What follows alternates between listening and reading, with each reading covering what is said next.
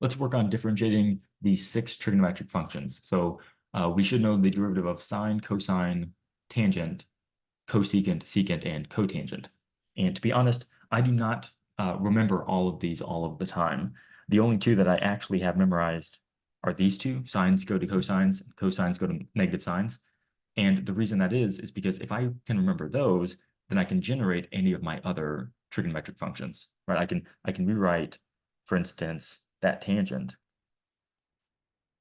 as just a sine over a cosine, and then I can use my quotient rule. So I'm going to pick one of these down here to rederive myself. Let's choose B. But for the other ones, I'm going to feel free to look at this table here. So for A, if f of x is sine of 3x, and we want to find f prime of x, so this is one of those that I don't have to find on the table. I can remember that sines go to cosines. So this differentiates to 3 cosine of 3x. For B, this is the one that we want to rederive.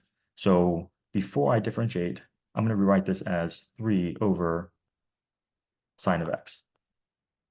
Cosecant is 1 over sine. And here I'm going to, I could either use a quotient rule or I could rewrite it and use a product rule.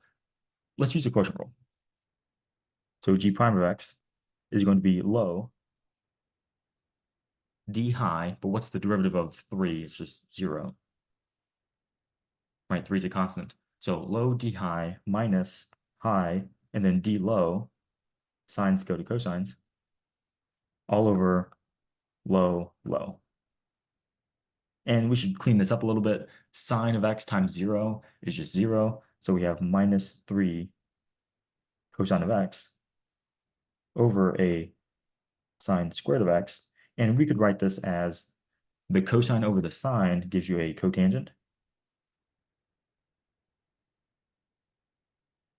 And you still have a 1 over sine of x, right? Because you've got 2 sines down there. So 1 over sine of x is cosecant of x. Let's see if we did that right. So I hope the derivative of a cosecant is a negative cotangent cosecant. Hey, that's exactly what we've got. Cool. So again, you don't have to remember all of these if you can remember the sine and the cosine. All right, but for the other ones, for C and D, I'm just going to reference this table.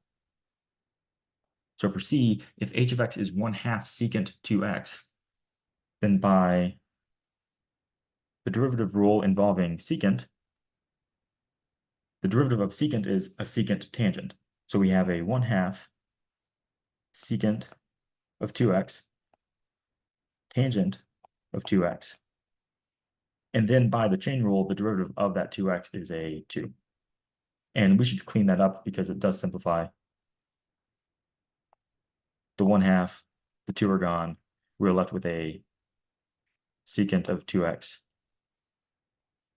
times a tangent of 2x. And D, if s of t is tangent of x times cotangent of x. Oh, sorry, s of t is tangent. Oh, actually, that doesn't make any sense. Okay, let me rewrite this. Right, what's the difference between x and t? I think this is just a typo, and we're supposed to have a t right there. So let me rewrite that. S of t is the tangent of t cotangent of 2t, right? If that truly is supposed to be an x, then it would just be a constant compared to t. All right, now when we differentiate this, we have a product rule.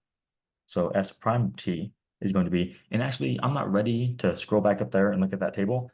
So I'm just going to differentiate the tangent of t,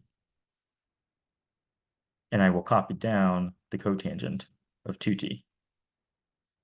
I will then add the copied down version of tangent of t, and I will differentiate the cotangent of 2t.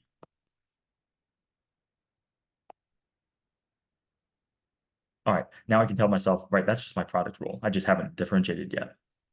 Now I can tell myself what's the derivative of the tangent function. So the derivative of the tangent function is secant squared.